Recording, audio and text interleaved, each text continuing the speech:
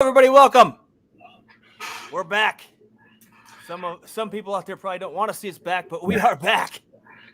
Show us some TDs, which I actually did not know until recently that was the most common fantasy football name out there right now.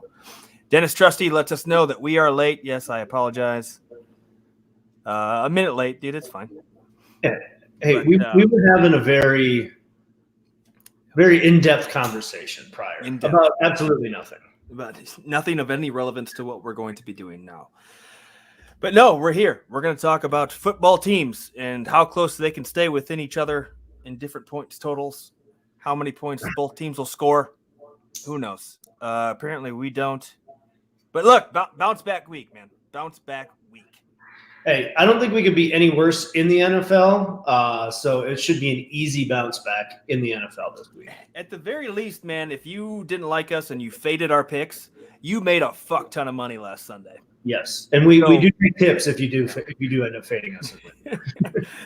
Very valuable resource to tell you who not to take. I'm just saying. I want to throw that out there. Tune in tomorrow. We are live streaming the Red River Shootout with a man who formerly protected Baker Mayfield at the University of Oklahoma, former NXT superstar with me down there in Orlando, Stephen Good, former tackle from Oklahoma. Dennis Trusty, already 3-1 so far this week in football. He just opened up a Cash App. He's doing so good, so you can send him tips if you guys want. But, well, let's recap last week really, really fast before we get into it, because if you listen to our show, everything I said on the show was pretty close. Everything I ended up talking myself into or out of on Sunday was wrong. Speaking of Monday Night Football, I told you the Chargers were going to cover. Of course, they did. Did I bet it? No, but they did. Yeah, dude, your Raiders, Derek Carr did not look good on Monday. No, and once they were down 14-0, I figured that would be when they wake up, because that's been the theme for them this season.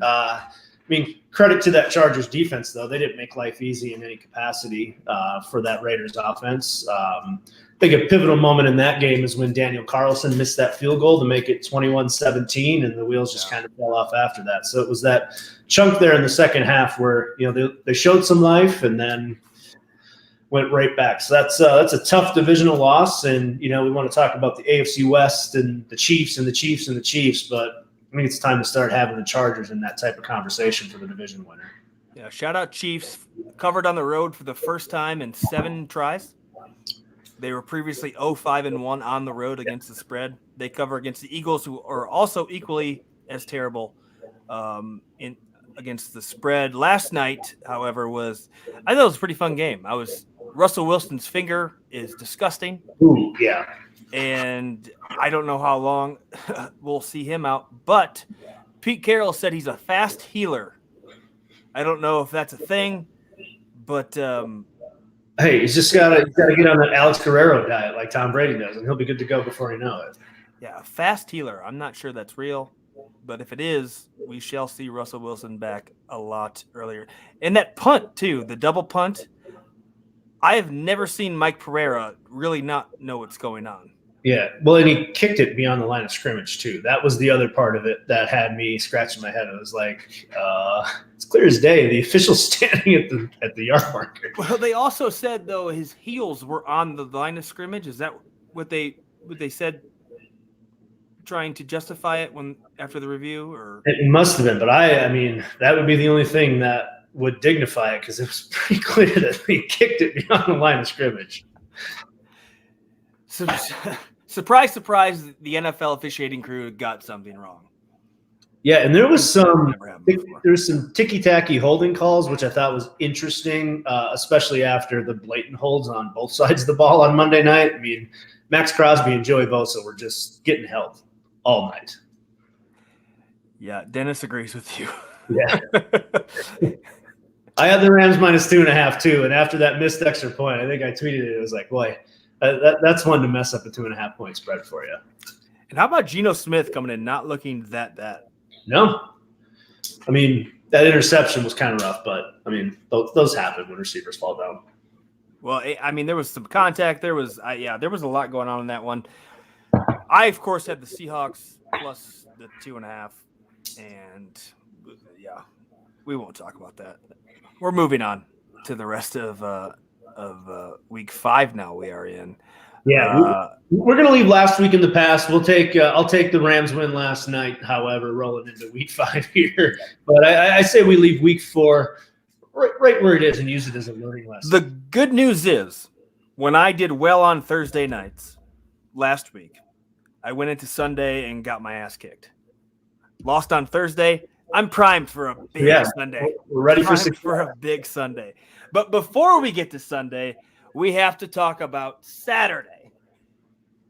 And we've got some good matchups, I think, on Saturday. I'm really excited for this slate.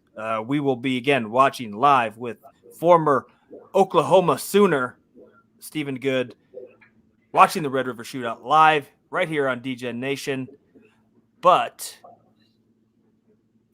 you want to go early games, start around early games, and then later ones? All right. I mean, just looking at the top, I mean, that 9 o'clock slate Pacific time, 12 Eastern, is usually the one that gets me. But, starting with that Red River Shootout, we were kind of talking shop about Oklahoma not covering. I think it's floating between 3.5. I might sit and take Texas plus 3.5. I think saw a tweet, last 9 matchups, Texas has covered the spread in that game. However, I feel like Casey Thompson, I can't remember the running back's name, but he's just about as good as anybody in the country. I think that Texas offense is going to be able to put up some points. So I'm curious to see how Spencer Rattler and that Oklahoma offense that doesn't look like your typical Oklahoma offense comes out in a big game for both teams, because Texas wins this game. They could propel themselves right back into the conversation. Yeah, everything's telling me that Texas is the play. Oklahoma 1-4 against the spread their last 5, 2-7 against the spread in their last 9 versus Texas. 2-7 last 9. But we have an Oklahoma Sooner coming on the show tomorrow. So I got to ride with the Sooners minus 2.5. I got it. I can't do it. And even on that note, I mean, last season they started off a little bit slow. They dropped a couple games early, and then they turned it on. So it's one of those, I think we mentioned it with Tennessee in the NFL. They're just going to turn it on one week, and you don't want to be on the wrong side of it. And I feel like that's what Oklahoma's going to be this season. All of a sudden, that offense is going to get clicking, and they're going to put up a ton of points, and we're all going to look foolish for betting against them. No, Dennis, honestly, especially with the value at plus 140, yeah, I do not disagree with that play whatsoever. Again, we're going to watch it, and we're going to have a buddy of mine, a former Sooner, on, so I got to take the 2.5. And when you say, like, Texas or Oklahoma has found ways to win, look, if they win by field goal at the end of the game, I still cover. So 2.5 is a little low. I'm expecting them to win. But who knows in this game? In this one, Texas obviously has the upper hand in recent history, but we shall see. But we'll talk about obviously this game a lot more tomorrow when we are live for it. But early games, what else are we going to lose with? I was going to say, you got your, we got my home dog theory and your Rutgers Scarlet Knights. The Michigan State Spartans and Mel Tucker are heading in there in the early slates. I don't know. Michigan State's another team that's finding ways to win games. I mean, they just thrashed Miami. They thrashed Northwestern. I feel like that might be another old school Big Ten slugfest.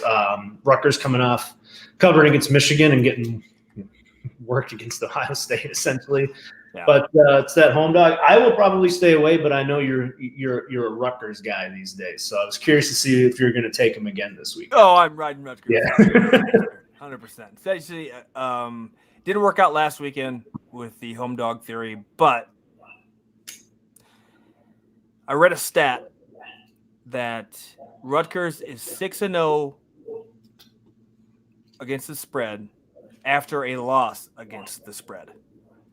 Their last 6 efforts. Now, that is a very weird stat to throw out there. But look, I think they know they didn't cover it and they want to do it again, so they're going to come back. Michigan State's going to come to town and they're going to kick the living shit out of Sparty. I would go I might go money line on them as well. I'll take the points. I'll sprinkle money line for sure. Look at that. You say sprinkle money line and the sun comes out in Las Vegas, just like that. You say it and the heavens open up. It's a sign. You got to take it. Betting the house on Rutgers tomorrow. Love it. So another early game. I don't know if you picked this one, but I do want to bring it up just because a former coach I used to work for, he had his Jiffy Pop ready, his Jiffy Pop popcorn ready for his game last weekend, and they did not look good. Did you take anything in Mississippi, Arkansas? I'm probably going to ride with Ole Miss. I'm a very big fan of Matt Corral. With Ole Miss, it's in Oxford. Then coming off that loss and looking at those two teams last week, there's a difference between Arkansas not being able to move the ball at all and Ole Miss legitimately not converting fourth downs in Alabama territory. So it's going to be a tell-all for one of the two teams, and I'm going to go with the better offense in that one. If you've been listening to the show or following me on Twitter, I've been very, very high on Matt Corral all season, and they'll probably lose those games to Alabama just like everybody else, but I feel like they can win games against everybody else as well. So I'm rocking with 5.5 is what they're at right now. It's floated between 5.5 and 6, but I'm on Ole Miss minus 5.5. Maybe even take them first half. Oh, you love your first halves. No, both of these teams are coming off playing the two best teams in the SEC, right? One was not even close, and the other one at least was within 37. So, looking at that, I think I have to go Ole Miss. Last week, it's hard to Alabama, let's be real. And at least they were able to put up points. That offense is too good. I think they'll blow Arkansas out. Maybe not blow them out, but it'll be at least a 2-touchdown game, I think. I'm not a big believer in Arkansas. I am a believer in Matt Corral, so I'll ride that. Yeah, and even watching Lane Kiffin respond to everything this week, it's not like he seemed bitter about it. He was kind of owning up to the popcorn comment and kind of rode with it a little bit. I don't feel like he's shook by losing that game to Alabama at all. He's going to have that team ready to go. Well, dude, nothing shakes that guy. No. Nothing. He could sit out there and do a Joe Namath, guarantee a win, lose by 40, and come back and just be like, yeah, well, all right, well, we got so-and-so next week. Who cares? He's as much of an entertainer as he is a coach. It's crazy. I love it. I was going to say that's why we like him so much. Yeah, exactly. Another early slate game that I have my eyes on is Baylor is 3-point favorites at home against West Virginia. I think Baylor is one of those scrappy teams that can get the job done at home. Same thing with West Virginia. So in those tight games like that, I would steer towards the home team. I like Baylor to cover 3 tomorrow. I'm going to ride the opposite. Ooh. Because I've watched this team lose by 3 points 2 weeks in a row. And they're 3-2 against the spread. They're getting 3 points here. I'm not even worried about the 3. I might just ride them money line. I like Baylor a lot, but West Virginia they're just like a scab where you pick it and it comes back. And for some reason, it's always around in there. I think maybe they find a way to win one of these times. So there we are. There's the first opposite of the week. It feels like. Yeah, I'm gonna ride with the Mountaineers there, and I'll tell you one that I really love in this early game, and it's my in-depth analysis is strictly. Did you see those Tennessee blackout uniforms? Yes, those things are sweet. Yes. I cannot imagine a team in all of college football losing in a uniform that fucking cool. I loved that. It was so cool. I love those. I'm going to ride Tennessee minus 10.5. And their offense turned it on last week. We were following that during the live stream with Wisconsin and Michigan. We should have flipped over to that and watched that offense run up and down the field on them. Oh, 100%. And if this Texas-Oklahoma game gets out of control and Oklahoma starts blowing them out by 40, which I hope they do, maybe we'll switch over and check out those unis because, damn, those were fucking cool. And they're on ESPN too, so that's an easy watch. I'll have Arkansas and Ole Miss on the second TV tomorrow morning, though. I want to throw out another one too. But it's tonight. Do we want to talk about tonight before we move on? Let's talk about tonight. We've got some good college football tonight. We do. That matchup, Stanford and Arizona State, is going to be a lot of fun. 13 points is a lot, it feels like. So much. And, Stanford did beat Oregon, questionable PI call. I don't know.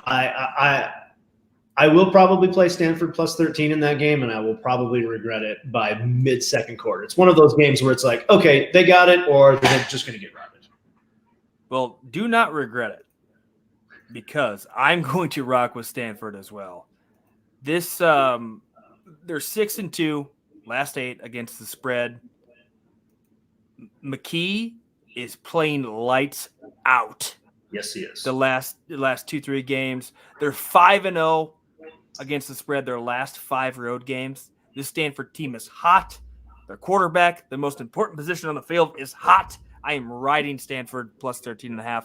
If I'm ballsy enough and or drunk enough later, I will play the money line as well. But have a few drinks and play the money line. Why not? Yeah, why not? It's Friday. Who knows what can happen? I saw Cincinnati's like 30.5-point favorites. That's one of those things where it's like, I'm just going to entirely stay away, because they could – now they're in position to really make a playoff push after that Notre Dame win, where they just might keep the gas down on everybody. Or, they might want to call the dogs off a little bit in the second half. So that might actually be a Tyler Cintron first half special yet again. Yeah, what's Temple look like, really? Well, no, Temple 31 last week against Memphis, 7 the week before, 3 against Boston College. Yeah. 24 versus Akron, and, of course, the Scarlet Knights held them to 14.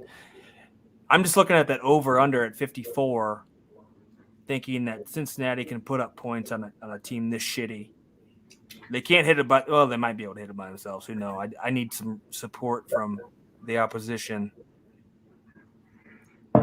Yeah, I would steer towards the over, but I don't know if I'd take it. And I'm just going to stay away from, Central Florida and Charlotte. I'm good. I don't know anything about either of those teams. Oh, no, but there's 3 games Friday. I got to parlay all 3 of them. So, this is Charlotte all day, I think. Didn't I bet them last week, I think. This is Charlotte all day. Know nothing about them, but I'm just telling you, from my expert opinion, it's Charlotte all day.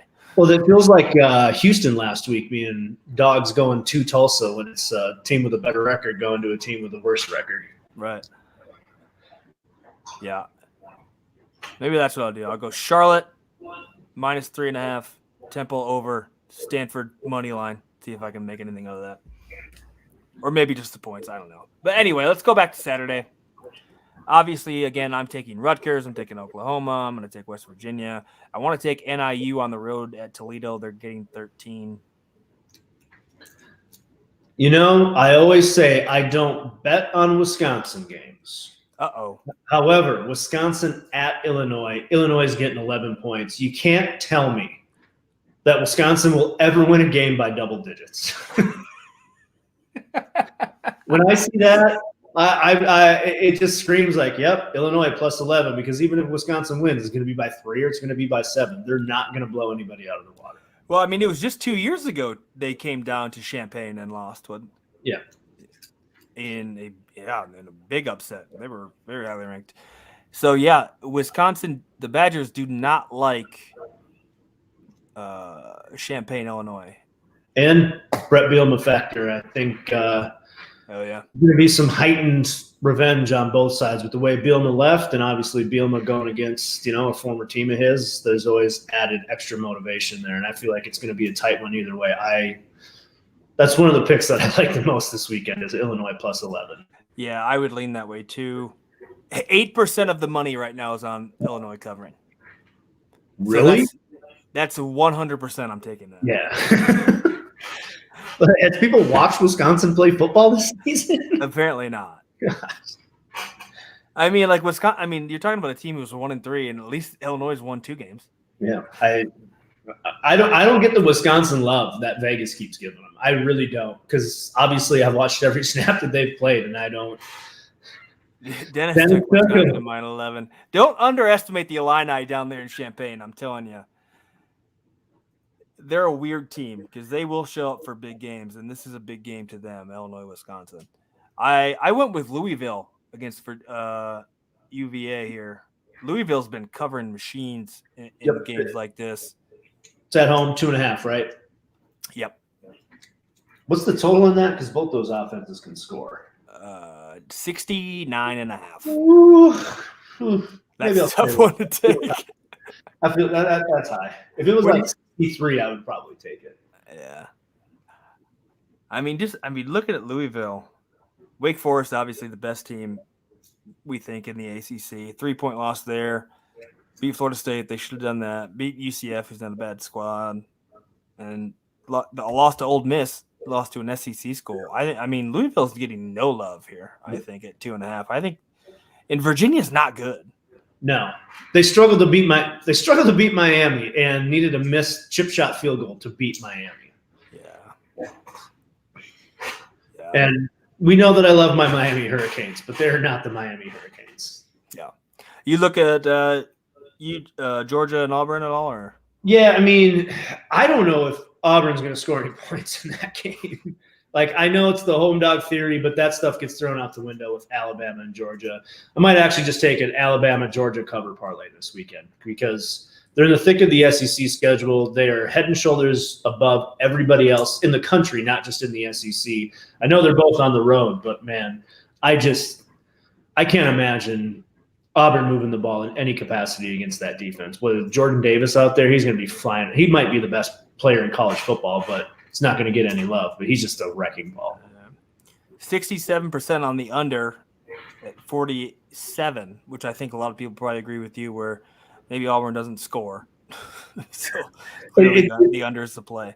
And we throw those things out there, but the only touchdown Georgia's defense has given up is a garbage time touchdown against UAB, I think. Early on in the season, that, it's just insanity to me. Dennis is fading the public here. He took the over. Ooh. And I have no faith in Bo Nix. None. He made that backyard football play on Saturday night. But other than that, he's been so bad, and he was supposed to be so good. Yes. I'm so disappointed in Bo Nix. I wanted him to be really good and just put together a fucking dynasty at Auburn and then fucking go to the NFL and kill it. But after watching him as a freshman, goddamn, he sucks. Yeah, he's regressed, and he plays his style of football, and that's going to be turnover city for that Georgia defense. Yeah. Anything else later on? Penn State, Iowa. We got to talk about that. Yeah, so I hate the fact that it's a day game. You look at the compare and contrast, right? Penn State goes to Camp Randall and hardly wins. Looking at that, it's Then you look at a team like Iowa who forces at least 2 turnovers every game. It feels like I was so on Maryland last week to the point where Iowa made me a believer. I believe in that defense. Their offense finally started putting something together. I feel like, again, it's going to be one of those old school Big Ten just battles. Got to go with the home team. What is it, 1.5? I would take Iowa minus 1.5 to win that game. I'm very heavily riding Iowa here. I think they're just much the better team. I played Penn State once when I was in college. And I think I might love the over or the under at 40.5 because it might be 7-3. Yeah, 7-0. Because goddamn, both those defenses are solid. Yeah, 16-13 type game. Yeah, 100%. I got a lot of love for Penn State, but I think Iowa is that much better. I really do. The other afternoon game that I like is Oregon State, 3.5-point favorites at Washington State. Taking Oregon State?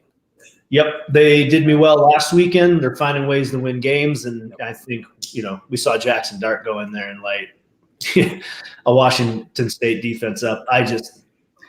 I haven't seen much out of Washington State to make me a believer. They couldn't even cover against, I think it was Portland State earlier this season. And I think Oregon State's on an upward trend. They're going to be a 7-8 win team this season, and that's going to be one of them. Yeah, I'd probably rock with them too. when you said that game, that was my immediate thought. Was like, yeah. Another one I like in the. Well, we're getting into more prime time now, but dude, Texas San Antonio, undefeated, 4-1 against the spread, going into Western Kentucky, who's 1-3, and they are getting zero love from the public, from anybody. 27% of the money right now on UTSA. You shit me? Yeah, plus 3.5 all day. Rode them a couple weeks ago. Going to keep riding them again. Shout out D-Rest, who after I bitched about it on this very show, I think he sent me a nice Breeders' Cup T-shirt. So shout out D-Rest. Dennis is taking off to go to work. Ooh, have a good day at work, my friend. We might still be on. Who fucking knows? Yeah. We've been on for 25 minutes. We're still not through all the college slate. Greatest American creation, mutually friendly war. You know, the dog that I like to win outright is Texas Tech. They're at home against TCU. Oh, really? Yeah, I think they're plus 110 I saw this morning. Home team, tight games, conference matchup. TCU just hasn't impressed. They struggled with Cal. I know they kept life a little bit last week, and I hit on Texas with a very slim cover, but they covered. Hold on. I got to check this out now that you said that, because I did not look at that game, but I seen something interesting that I want to look at.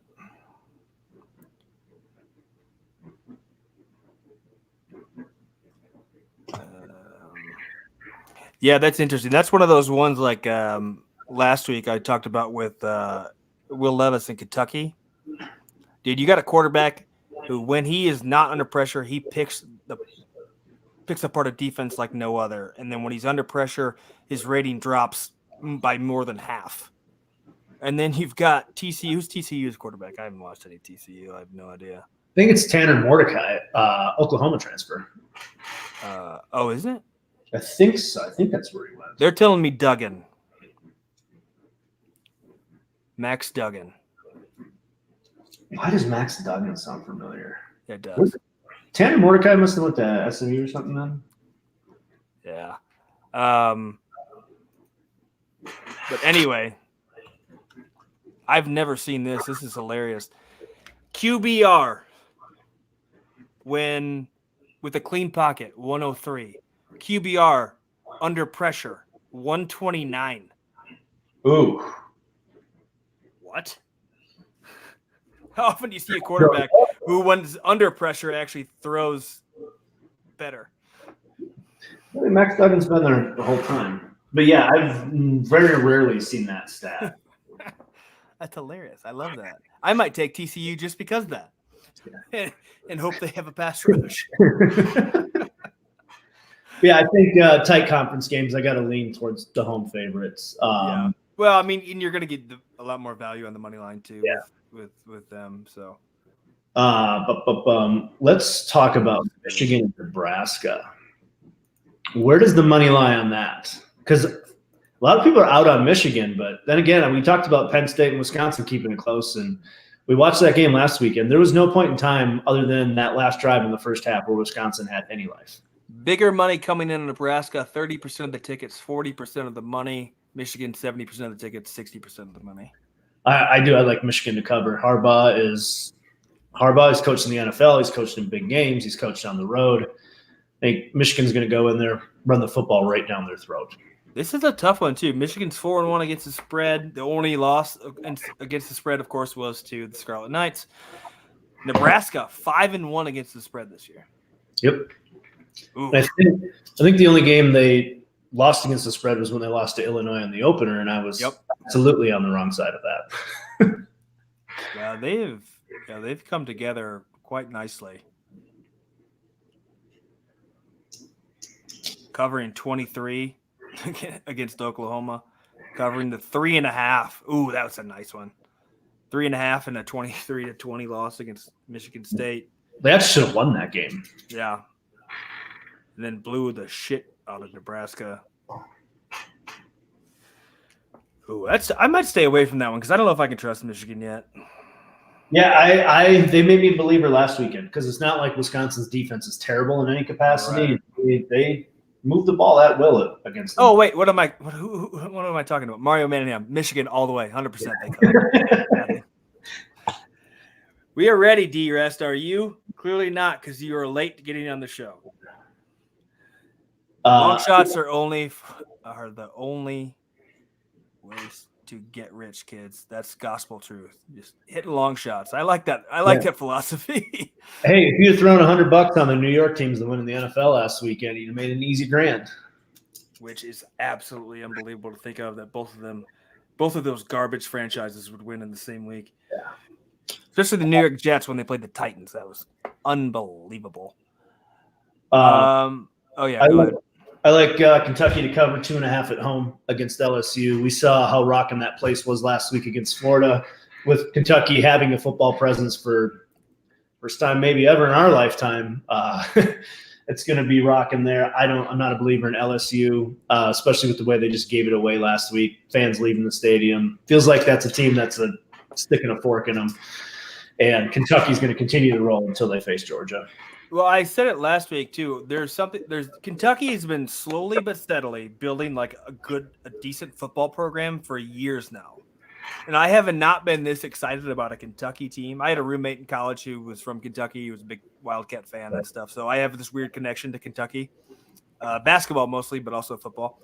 But I have not been this excited about a Kentucky Wildcats football team since Jared Lorenzen. Hefty lefty. Like the hefty lefty, man, dude. I am all for Kentucky. I'm gonna take them here too. I can't believe in LSU. Yeah, I'll ride the Wildcats for another week for sure. Yeah. And I like under 50.5 in that too. I mean, it feels like another 20-7 type game in favor of the Wildcats. I think that 50.5 number is very high. Kentucky plays strong defense under Mark Stoops, so they're going to play smart football. They're going to control the clock. They're going to grind them down. It's going to be a lower scoring game. That one feels like 43% of the tickets, 97% of the money on the under. I would have to agree. That would be a tough one for me to try and fade. Well, when you have less than 50% of the tickets and you've got all the money, I mean, obviously people who know more stuff about us, more stuff than us are also. So you're on the right side of that, I think. Yeah. I like San Diego State first half -10.5. That, big numbers like that. San Diego State is kind of an underrated, undervalued team. It feels like. I feel like there's some good value to take them first half cover. Sometimes these large spreads in the backdoor covers just terrify me. Who are they playing again? Because I took some notes last week. New Mexico State. Yeah. So it feels like a first half cover in that one. Probably cover in the game. And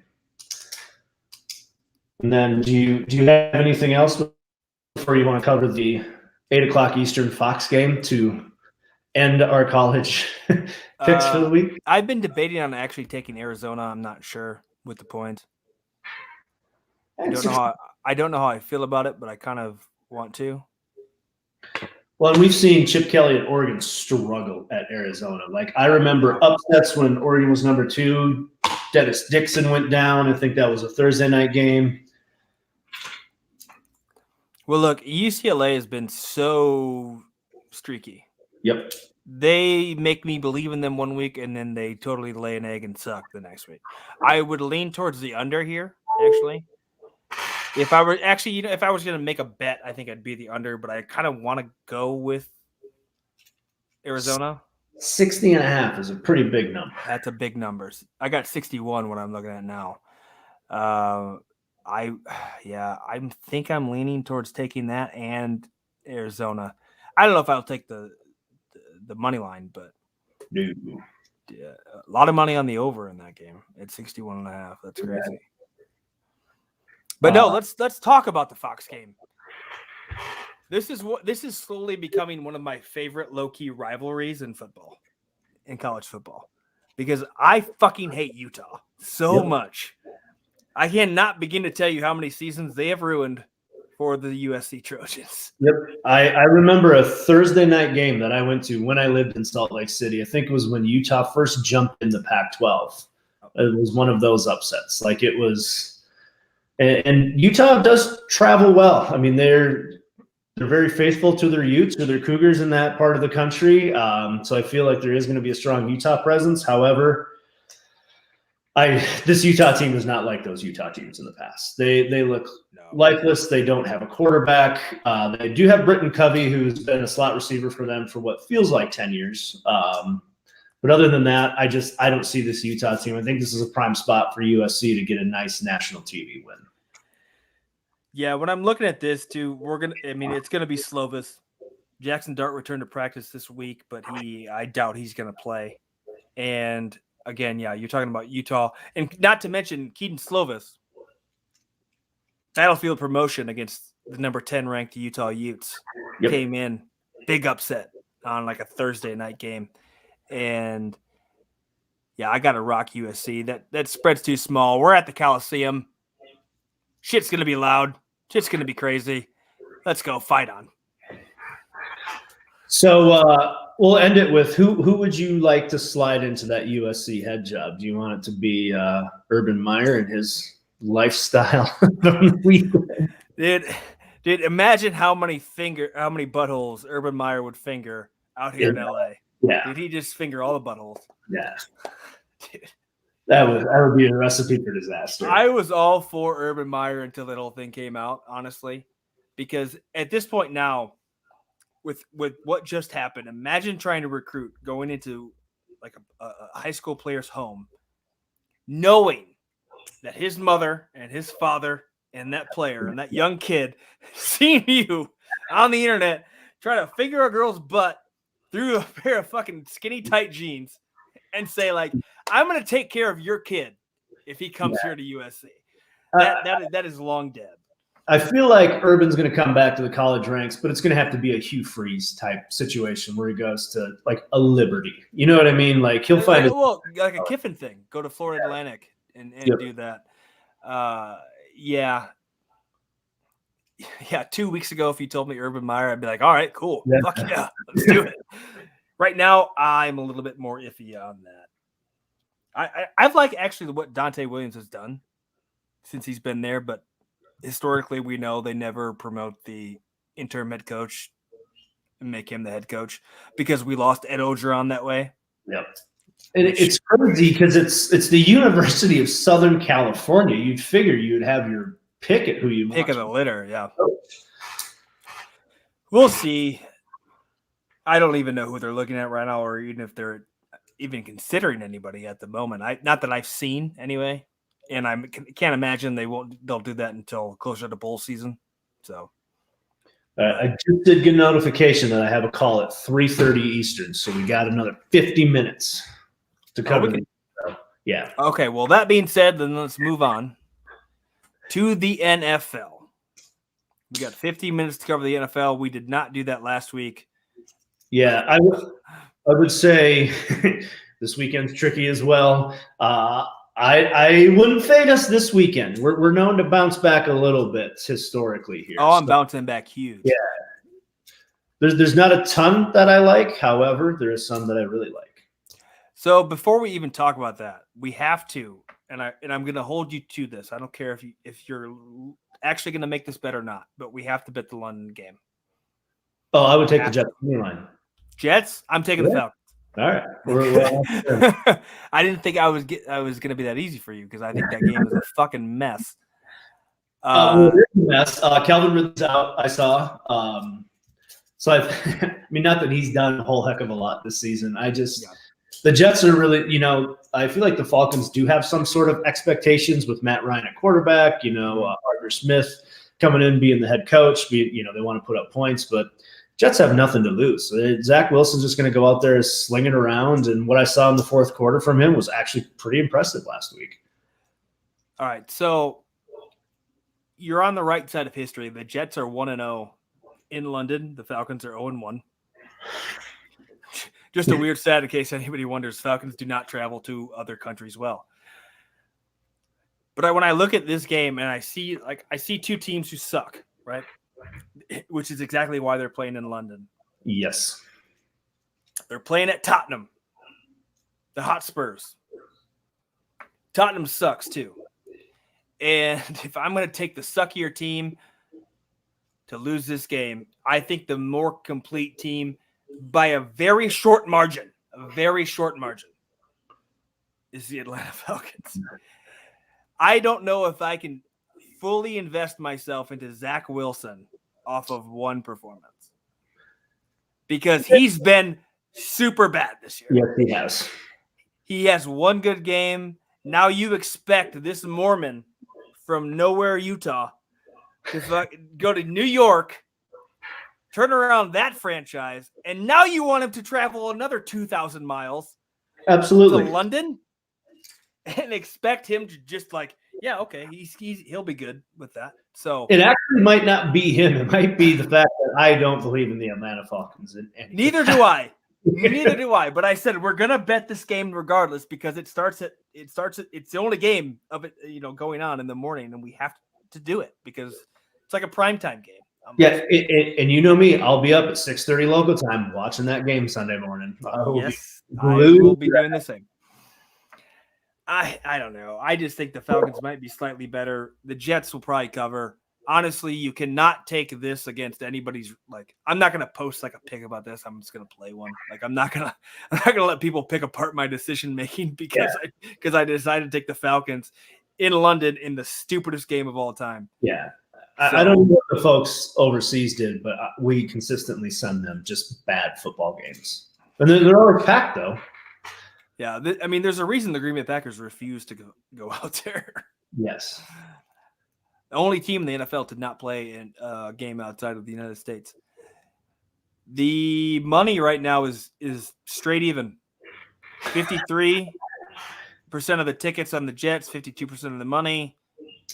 47% of the bets, 48% of the money on the Falcons, slight edge to the Jets. So honestly, you could flip a coin and have just as good of a chance as actually trying to look at it. Yeah, and we got 4 slates again, so we'll be watching football legitimately all day long. Oh, 9, yeah. All morning, all afternoon, all day, all night. Yep. So let's move on to real games. Let's just start off at the top, talking about the Green Bay Packers as they go to the Cincinnati Bengals. Paul Brown Stadium. Bengals look okay. Joe Burrow might be good. We don't know really yet, but what do you got here?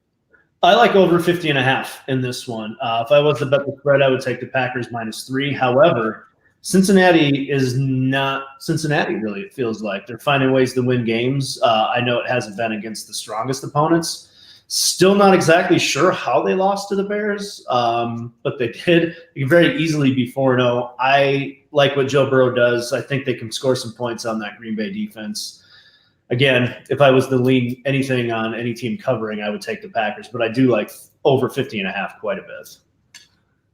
I'm confused on this line, and that's what scares me. Yeah.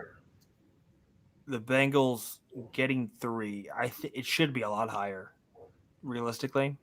Because they beat the Vikings, they lost to the Bears, they beat a shitty Steelers team, and then they barely squeaked by a bad Jacksonville team. And that, this could be a 38-21 type game where they get some mop up time and get that extra TD to get that thing pushed over. But the Packers offense is starting to click again. Randall Cobb shows he still got some fuel in the tank last week. Aaron Jones is establishing that run game. A.J. Dillon's finding his groove as that second running back for him. I like what Green Bay's offense can do, and that's why. And how about Jalen Smith coming to town? I like that. On Jerry Jones, go. Yeah.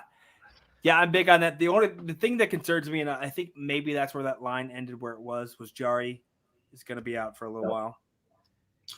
Za'Darius is out. We bring in Jalen Smith, which is a big bump, but he's now been with the team for 3 days. Yeah. So how effective and how much will he actually play? I'm assuming he will play, but that line scares me a lot. But here's the thing. Packers were 11-5 against the spread in the regular season last year. And if you're going to only force them to cover 3 points, I will take that every time. Yeah. Because typically that line is a lot higher. I don't think it's like last week, that Jets line was so deceiving with the Titans. It was 5.5. That was almost a dead giveaway, and I did not take it because I'm an idiot. that's what was going to happen. I don't think this is the same case. I think when you lose the best cornerback in the league and you have Joe Burrow, who's pretty hot right now, slinging the football out there, I think maybe that's where that lied. But I don't know. I'm going to take the Packers -3. I can't see myself doing anything else. No arguments there. What else? Early slate, what are you looking at? Tampa covering 10. I think the Dolphins are just on a downward trajectory. I feel like the Bucs, getting past those 2 tough games, looking at their schedule, I predicted them to be 2-2. I, thought they would lose to the Rams, which they did. I thought they'd be able to pull it off, or the Patriots would be able to pull it off from Foxborough. They did not. But now that they're past those 2 emotional games, obviously with them losing to the Rams last season, they wanted to get that one. And then Tom going back to Foxborough, I think they go back home and they just crush this Miami team, like a 45-point offensive performance. I might move this line to 20. Yeah. This is such a watching the Dolphins last week against the Colts was one of the most abysmal offensive performances since I've seen in week 1 with the Titans against the Cardinals. They were so unbelievably bad. And up until last week, I was a Jacoby Brissett believer, but I don't know if I can do that. I look at that Dolphins offensive line, who's absolute garbage. They have 2 of the worst rated tackles on any team in the NFL. Yep. You're talking about like a PFF grade of 73 tackles. Their tackles are ranked 68 and 69. Yep. They are bad. And I get it, JPP's out, but that kid from Washington that they drafted in the first round, number 9, that dude flies all over the field too. Dude, you don't even need JPP. Yeah. Give me Vita. Give me Sue. Give me Shaq. They are about to eat and have a field day. I don't know if Jacoby Brissett he might not get a pass off the whole game. Yeah, I think this is a blowout waiting to happen. Yes, I'm with you on that one. Yeah, I could. There's no respectable way I could tell myself that I'm going to bet the Miami Dolphins on Sunday. And here's the crazy part: Dolphins are taking more money. Really? That's what I said too. 46% of the tickets, 54% of the money. I don't understand. Neither do I. I have no clue how that is an actual statistic right now for this game on a Dolphins team that look Brian, all the momentum Brian Flores had building this program, I think died last week. Yeah, it's gone. You don't have a quarterback like Byron Jones, Xavier Howard are questionable. The last thing I seen, it didn't look like Byron at least wasn't going to play. Yeah. Are you kidding me? Yeah, you're going to have your 3rd and 4th corner lineup, or your 3rd, 4th, and 5th corner lineup against Mike Evans, Chris Godwin, and Antonio Brown. Best of luck. Like what? They're missing Gronk? Oh, well. Yeah. They still have 3 really viable options out there. Well, let's plug O.J. Howard right into that spot. And Cameron Brake can go, too. I might move this line. I don't know what kind of odds I'll get. I might move it another 7 points. I might say 17, maybe, or 16 and a half. Yeah. Because I cannot envision a way this team stays with the Bucs unless the Bucs just completely lay an egg, which I doubt they will do. No, I don't. And Tom looked a little bit off last week. Tom, when he looks off, comes back and just fires. Well, not to mention too, that Patriots defense is good. Yes. Let's not forget that. So of course he didn't have a great game, but still found a way to win. And I think they blow out the Dolphins. And there's, that 10 o'clock slate is just. It feels like there's traps all over it. Like all over. Minnesota, 10-point favorites at home against Detroit. I was on Detroit last week, and maybe if they would have done something inside the 8-yard line, I think they had 3 turnovers inside the 8. Could have been something. Dan Campbell's going to have them scratch and clawing like he always does. Minnesota's just been so inconsistent and up and down where it's like that's one where you just stay away. No, I'm heavy on the Lions. Heavy on the Lions. Vikings are 2-9 against the spread in the last 11, 1-5 against the spread last 6 at home. 31% of the money's on the Lions, so you know I love a good fade the public. 10 just seems like too much to have the Vikings lay in a division game against a Lions team who Dan Campbell's on the right track. I agree. They're not like they're not blowing the doors off for anybody, but it feels like it's going to come together there. It's hard to get behind a Jared Goff led Lions team as opposed to like a Matthew Stafford one. Yeah. Like if Stafford was under quarterback and you gave me 10 points against this Vikings team, all day. Hammer it. All day. But Jared Goff has been somewhat serviceable at times. Not always. He's not good, but I mean, this Lions team, we've seen them. Dude, they were 66 yards away from getting their first win. Yep. Yeah. 66 yards field goal, which no one's ever heard of in their lifetime. I'm going to go heavy on Detroit. I think 49.5, the over all day. Over all day. If there's one thing we know, Kirk Cousins will throw at least 2 touchdowns. Maybe more. Jared Goff might luck his way into 2. Well, might score 1. It's spectacular. There should be points scored in these divisional matchups, though. You never know who's going to win, who's going to lose. Between Detroit, Minnesota, and Chicago, when any combination of those 3 playing, anyone can win on any given Sunday. Like, that's just what it is. So I'll take Detroit lane 10. Why not? No, you talk about offenses that can score. Let's talk about the stellar quarterback matchup of Drew Lock and the Denver Broncos going to Big Ben and the Pittsburgh Steelers. The total on that is 39.5 right now. That's great.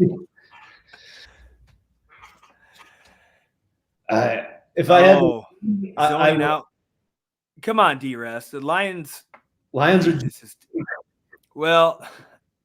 He's referring to a horse here, a horse who hangs around but never really wins, and he's not wrong. But D-Rest, I've watched way too much of the NFC North to think the Vikings are about to blow somebody out.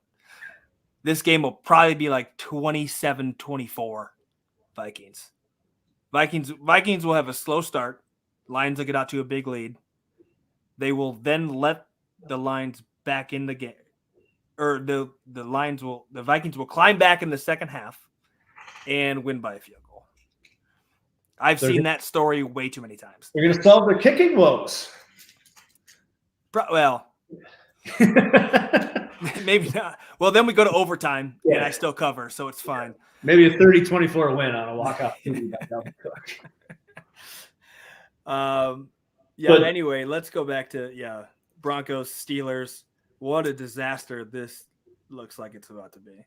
Yeah, I mean, both have strong defenses. Offenses are questionable. I still think Drew Lock can go a little bit, but maybe not against that Pittsburgh defense. I mean, the line is the total's so low, where it makes me want to take the over because I'm guessing the public's probably on the under. No. Really? No, that can't be right. Yeah, 88% of the money's on the over. Interesting. Wow.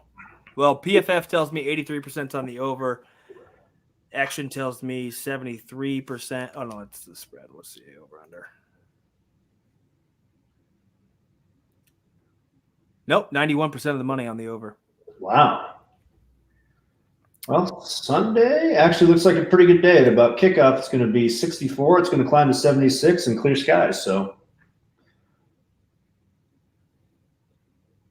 here's my thing on this game. The only way I'm going to bet it is if Teddy Bridgewater plays. And then, of course, I'm taking the Broncos. Is he? He's questionable. Concussion. There's a possibility he plays, but we shall see. Gordon's questionable. I mean, the Broncos still have Noah Fant, Tim Patrick, KJ Handler, right? Yeah, KJ Handler. Yeah. Handler. So they still got guys that can catch the football. And honestly, Ben looks so washed. It's ridiculous. At some point in time, you got to put Dwayne Haskins in there to see what you have for the future. Yeah, you might have to, because Ben is just bad. 18.8 passer rating under pressure. Ooh. Oh, wait. Okay, I'm all on Denver. I don't care who plays. That Denver defense will pressure him enough, and if that's the kind of fucking thing I'm looking at, then I think I got to steer towards Denver there. I'll ride the Bridgewater-less Broncos and Drew Lock, I guess. Yeah, Michael Carter's going to run the football quite a bit that day too. Yeah. Uh, Hopefully I can get Teddy B in there, and then I know for sure I'm going to cover. But yeah, if Teddy Two Gloves is playing, it's game over. Game over. You're gonna tell me against this crappy Pittsburgh Steelers team, Teddy Bridgewater can't put up 7 points while their defense doesn't let Ben Roethlisberger score? Yeah. All over that. All right, else early game. You got to go soon. I don't remember what time, but early slate. All right. Oh, we got plenty of time. Yeah. Yeah, we did that one. We did this one.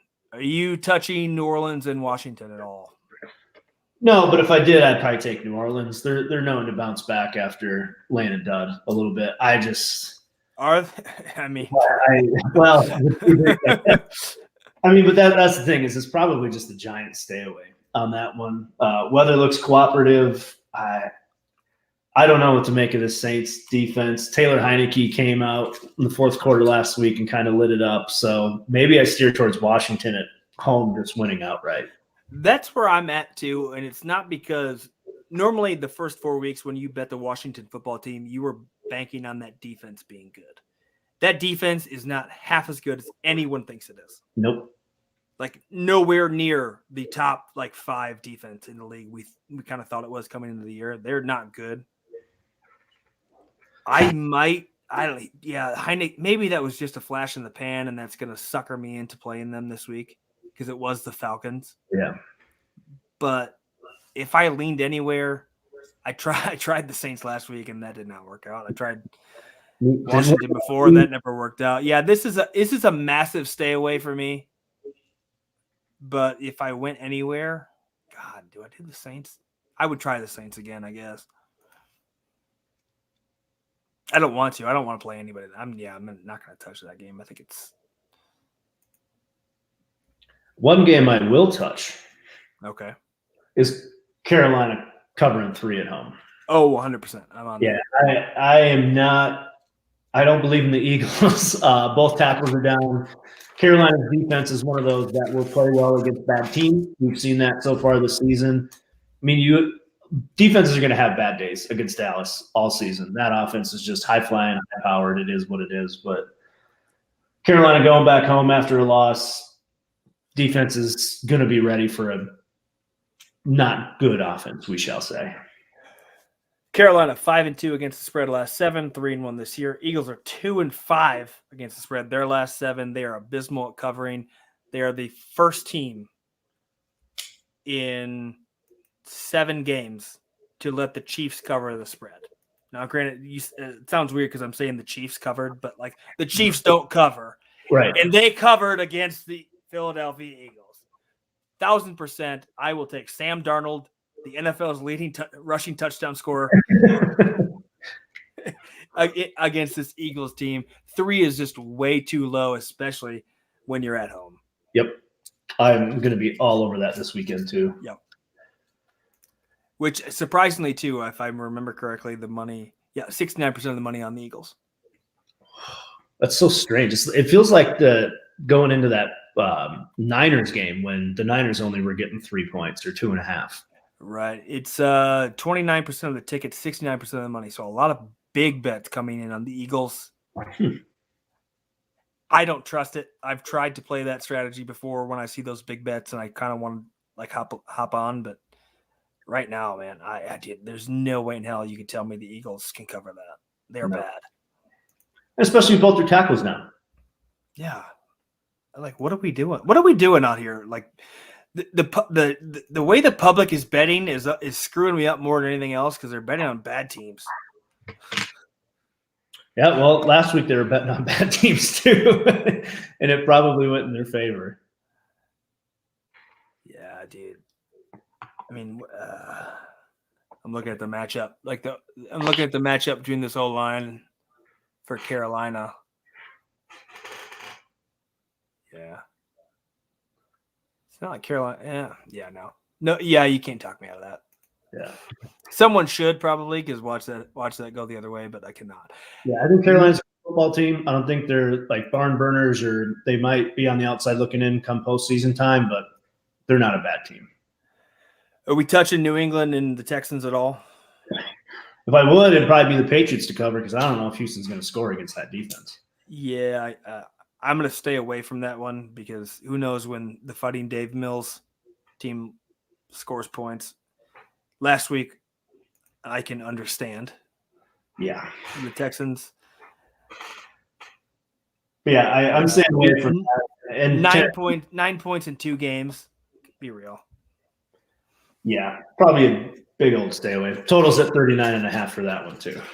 Yeah, I need Tyrod back like now. I mean, I might like that under because it's going to be 20-3 New England. It feels like, you know. Yeah, probably not much more than that. The last one I will talk about, and I love, and I said this same thing about this team last week.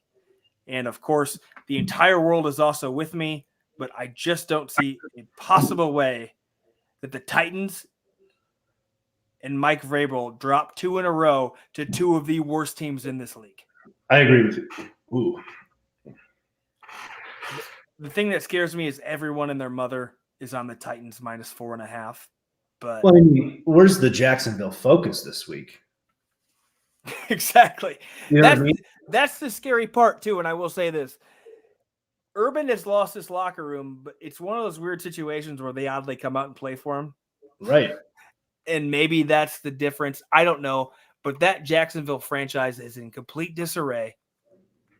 It's the fact that Vegas is making this 4.5 scares the shit out of me because it should be much higher. Like, I get maybe they're judging the Texans by the loss to the Jets or the Titans by the loss to the Jets. But God, at the end of the day, I mean, you're getting A.J. Brown back after not having him last week. I don't know. That seems too low. It seems dumb. Jesus. Julio's out. Ooh. Julio's out. AJ should be back. Yeah, he's not even on the injury report. Right. Yeah, I mean, dude, Jacksonville, Trevor has done nothing to impress anyone. You're without DJ Chark.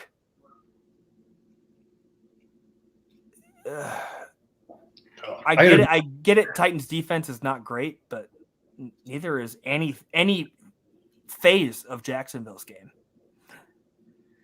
Yeah, this feels like now that they have a little bit more balance on offense, it'll be one that makes you sweat, and then Derrick Henry will do Derrick Henry things in the fourth quarter. Yeah. Oh yeah. When you bet the Titans, if the Titans better, which I am because I do bet them quite consistently, that first half you don't even watch it because it's just going to piss you off. And then Derrick Henry is going to run for 100 yards in the second half, break off a 60-yarder for a TD, and you're fine. Yeah. But this means D-rest. You guys have a bunch to accumulate. That doesn't make any sense to me. Be well. Thanks a bunch. And wipe the L's off your forehead. Sorry. Trying to. Big bounce back week. We're like Aaron Rodgers after a loss. Yeah.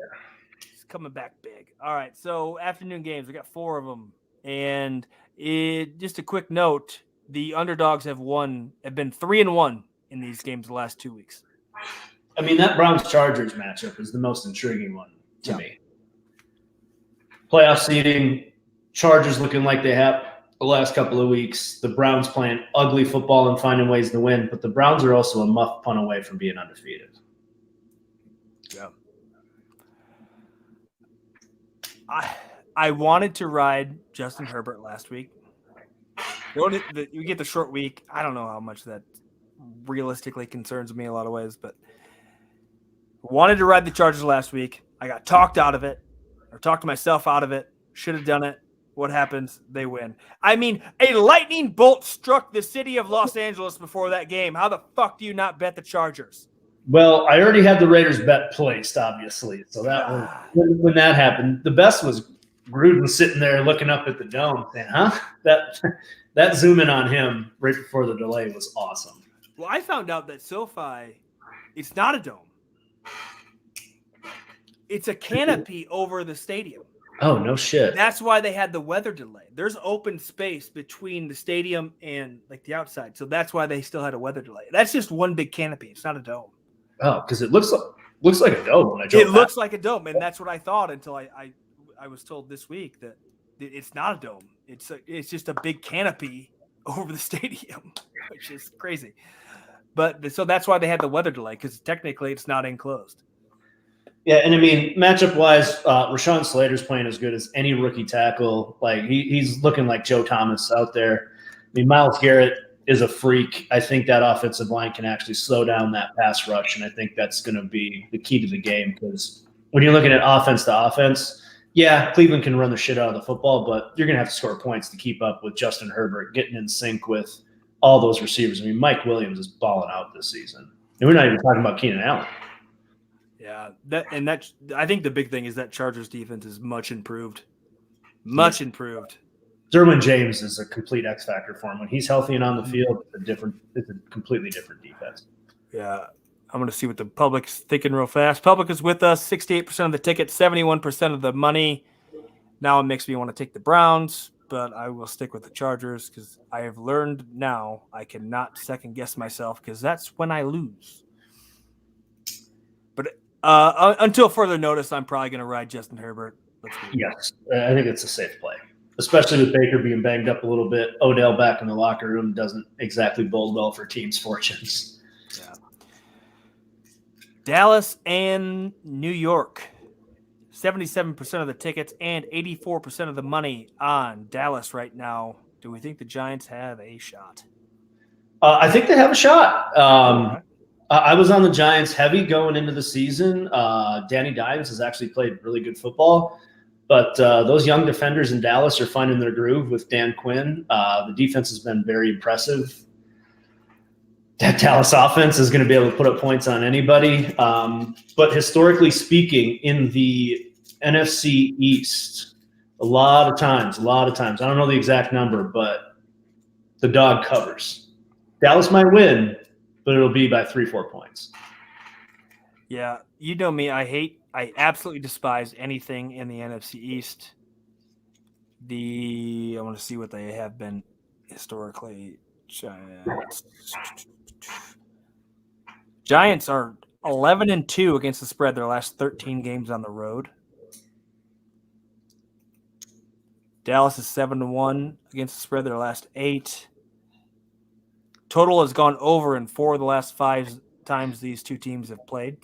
That's what I was looking at. So that's 52.5, but it just takes a dud game from the Giants offense is what's going to scare me away from that. The last 10 times these two teams have faced each other, Dallas is 6-3-1 against the spread. Ooh. I'm with you, though. I might lean Giants. I just think a touchdown in divisional games. Coming off big wins. Speaking of the Giants, did you see Jabril Peppers in overtime? With the coin toss? So they won the coin toss. Give us the ball. We're going to fucking win or whatever he said. I was like, well, we got a couple days to digest this one. Yeah. Historically, when people make a big deal at the coin toss in overtime, it doesn't work out for them, i.e. Matt Hasselbeck. Yeah. But no, yeah, I know what you're talking about. He was hyped. He knew it. He knew from the very get-go, like, this is over. But I don't know. Kadarius Toney looked really good last week. Finally started using Kenny Golladay. Maybe that offense and Jason Garrett going back to Big D, maybe that propels the Giants a little bit more. That would make me lean towards the Giants +7. I don't know about winning the game, but I do like them to cover a touchdown at least. All right, so no money line, but let's take the Giants plus the points. We got to talk about your guy. That's an interesting matchup for me. Now, obviously no love lost for the Chicago Bears. No love lost for Khalil Mack. I don't like the way that the Raiders have been running the football outside of the Miami game. It spells a very tight, low-scoring game. And I feel like the Raiders win like a 20-17 type game because Chicago's going to run the football. Justin Fields isn't going to, 30, 35 pass attempts. They're going to try to establish that run. I'm nervous about this game just because the way that the Raiders start means it's probably going to be close, and I've been bit by some of these spreads with the Raiders in the past. So, yeah, it's going to be a tight one. So if I was to play it, I would take the Bears plus 5.5. I feel dirty, disgusting, and gross saying that, but that's the vibe that I get watching both those teams play so far this season, is that they're both going to try to establish the run. I would love for Waller and Ruggs just to take over this game, but Chicago's got a strong defense. Khalil Mack coming back to Vegas for the first time. I mean, they matched up in London a couple of years ago after the trade, and the Raiders handled them. But these are two different ball clubs, and I'm just curious to see which Raiders offense shows up on Sunday. Yeah, Montgomery being out scares me. That Herbert kid actually ran pretty well when he was given opportunities, who I believe is going to be the starter for the Chicago Bears. Justin Fields didn't look terrible last week, but he's now has the confidence of being the guy going forward, which I think is big for him. Not that you would ever tell by his face, because his facial expression never changes. It's the same always. Like, that dude has never smiled or frowned in his entire life, I'm pretty sure. And I wasn't overly high on Justin Fields, and obviously don't want to be high on him going to Chicago for a magnitude of reasons. And I just don't want this to be his breakout game, because I will never hear the end of it.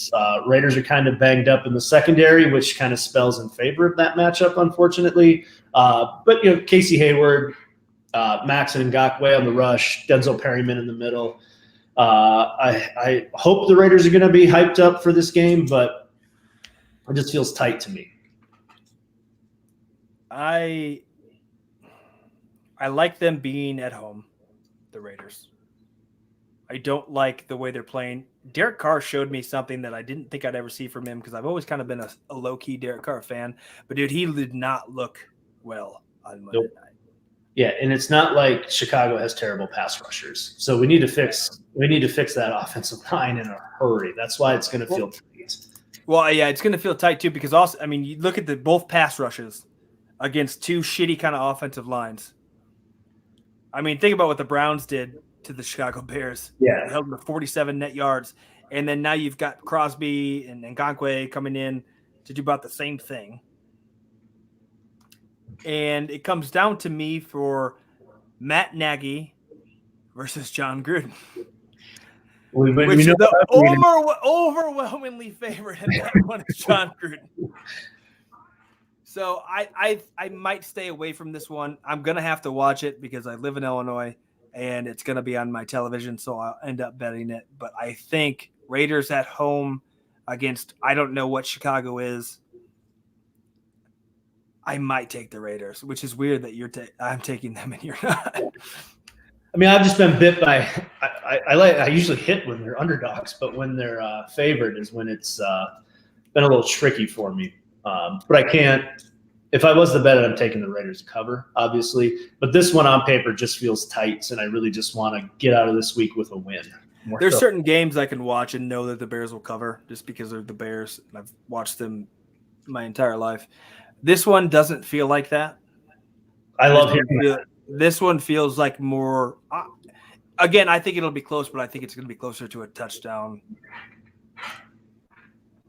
D-Rest says, I'd like you both if you knew shit. I'd like us better too if we knew shit. D-Rest, you're not the only one. Admit you know nothing, and then and only then you will know. No idea what that means. So, yeah, apparently I don't know. I mean, nothing and only are in all caps there, so yeah. Gotta follow that lead. D-Rest, what a guy. Let's move on to the Arizona Cardinals, lane 5 at San Francisco. Or not, this is at University of Phoenix Stadium, but San Francisco's come down. Arizona's lane 5. Trey Lance in his first start. Yeah, that's where it's going to come down for me. I don't know. That San Fran D always plays Kyler Murray pretty tough, but Kyler Murray is not – I mean, he's on another level this season, it feels like. You know what I mean? Like, yeah, I ate crow last week watching Kyler Murray run around and just torch that Rams defense. But I don't know, if I had to lean, I'd probably take the Cards minus 4.5 at home against a rookie quarterback. The Cardinals are white hot right now, playing as good as anybody in the NFL. J.J. Watt on that defensive line, Buda Baker in that secondary. That defense got pieces to the puzzle that can actually get after that rookie quarterback. So I actually kind of like a high-scoring game in this one. The Cards give up points, but they also score a lot of points. So I might just lean the total and the over on that one. However, if I was to bet the spread, I would take the Cards to cover. I'm going to 100% take the spread.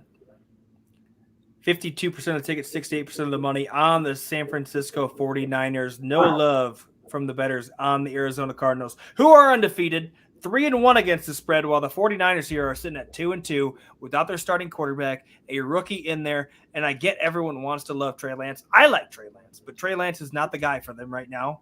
Nope. Because he has come in, he has not looked great, and they are 1-3 against the spread this year. Yeah, I think his pads are saddened a little bit because he completed that one pass to Debo when he didn't have anybody within 30 yards. I think there's this public perception of what Trey Lance is right now, and then there's really what Trey Lance is right now. Trey Lance with a clean pocket, 137.5 passer rating, under pressure, and again he will be under pressure with Chandler Jones and J.J. Watt on that opposing line, 45.8. Oof. They get any sort of a pass rush, they will rattle that rookie, and it should be Cardinals all day. Yep. They go 6-0. I don't think there's any doubt in my mind. We will see what happens because 49ers have been somewhat sneakily good, but as of right now, I am going to take the Cardinals. Yeah, ever since the Cards got down against Jacksonville, they've just kicked it to another level, it feels like. Yeah. All right, so we're both on that there. You like the over. I'd probably lean that way too. We have another. No, we've talked about all the primetime games or the afternoon games. We have two left. Big one, Sunday night. Buffalo Bills coming to Arrowhead. Kansas City's laying 3. The over-under is at 56.5. I would like to stay away from this game, but it's primetime, so. Have to bet. Yeah. I mean, both teams are averaging 33.5 points, I think. So I'm assuming a lot of people are hammering that over, which I probably would too. I mean, the Chiefs will score points. The Bills will score points on that Chiefs defense. I like Buffalo to win that game outright, personally. Just think that Chiefs and the Super Bowl loss hangover, they're kind of falling into that territory. Again, that one muff punt against Cleveland, and they're looking at 1-3 right now. Buffalo's playing as good as anybody after that week 1 blunder. Somehow they lost to Pittsburgh. I love the Bills in this game. I'm not even taking the points. I'm just going to take them to win outright. Interesting, too, because 37% of the tickets, 77% of the money on the under. A lot of the tickets going on the over because that's what on paper and what, on the surface it looks like. Here's my thing with this. Buffalo's got a great defense. Kansas City has an abysmal defense. Yes. I think this is leaning to me as a Buffalo blowout. I'm with you there. I don't know about blowout, but this line is at 2.5. I will move that to at least 6.5. Ooh. In favor of the Buffalo Bills. Dang. I don't think that'll juice the odds quite a bit. I mean, look, we already know Kansas City can't cover for shit. Their defense is terrible. Josh Allen is on an absolute tear. Yes, he is. And there's always, and again, when you look at like these games and you think about public perception, everyone's like, "Oh, it's Patrick Mahomes, it's Andy Reid." Like, dude, they're 2-2, and they have the worst defense, one of the worst defenses in football. Yeah, I think they're 32nd in points per drive given up. So when they're on defense, they let the other team score. And in a primetime game, you're going to tell me 56% of the money is on the Chiefs? Of course. No, I love to fade the public. Yeah. Yeah, I'm leaning heavy towards the Bills here. Like, so heavy. They're more a complete football team. Like their offense can outscore Kansas City if they need to. Their defense is light years better, in my opinion. And Kansas City is just they're kind of getting that vibe where it's that Super Bowl hangover and they're taking steps back. They're not the Kansas City Chiefs that we've gotten to know over the last couple of years. I mean, they've given up 29 to the Browns, 36 to the Ravens. 30 to the Chargers, 30 to the Eagles. I mean, this Bills.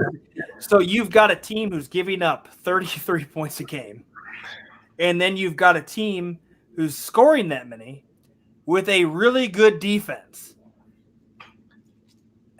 I get it's the Chiefs, but goddamn, I don't think this is even close when you look at this matchup at all.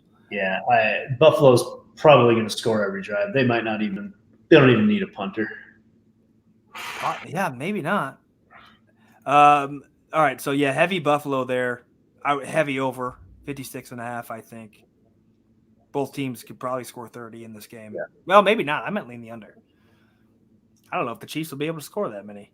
Yeah, I'll probably just stay away from the total and just take the Bills' money line and let it ride. Yeah.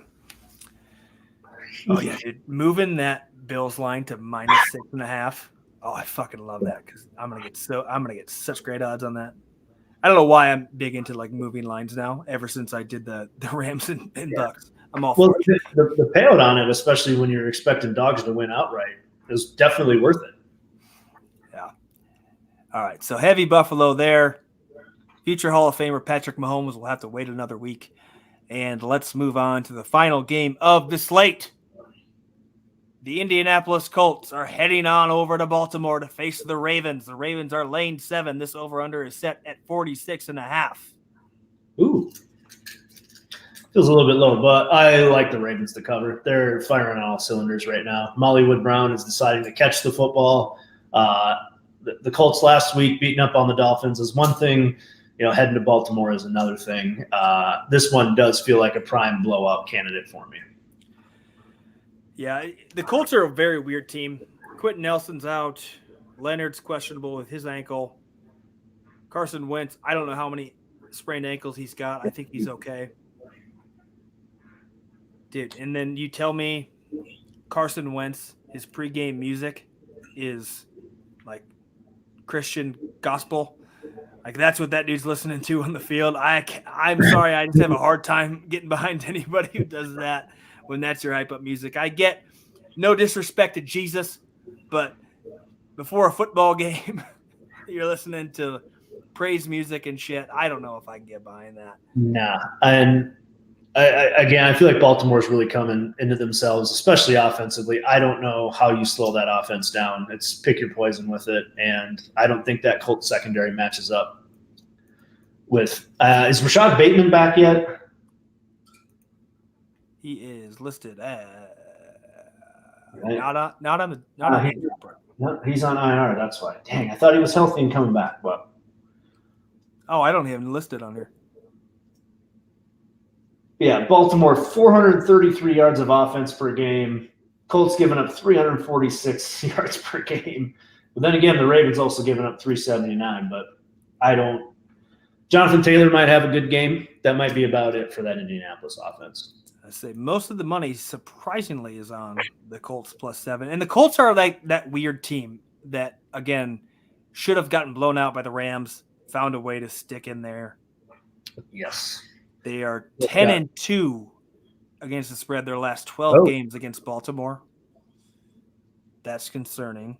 Total has gone under in 6 of their last 7 against Baltimore. Baltimore's doing so. I mean, Indianapolis, not a great covering team. Baltimore right now is 9-3 against the spread their last 12. Total has gone over 5 of their 6 last home games. I don't know if that helps anybody, but I do like over 46 quite a bit. That one felt a little bit low. I mean, the Ravens feel like they're going to score 30 anyways. Yeah, dude, this Colts team, I just don't know what to make of them.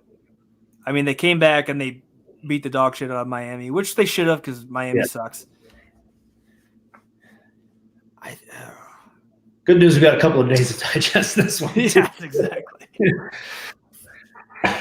I don't know. But anyway, right now I think I'd lean towards Baltimore, but it's one of those weird primetime games where I might just go exactly the opposite of where I feel it's going to be.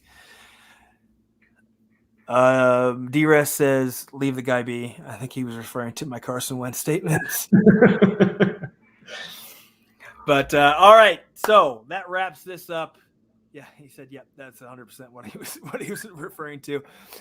Shout out Dennis Trusty and D-Rest being in the chat all day. We appreciate you guys coming in here and listening to us babble about bullshit.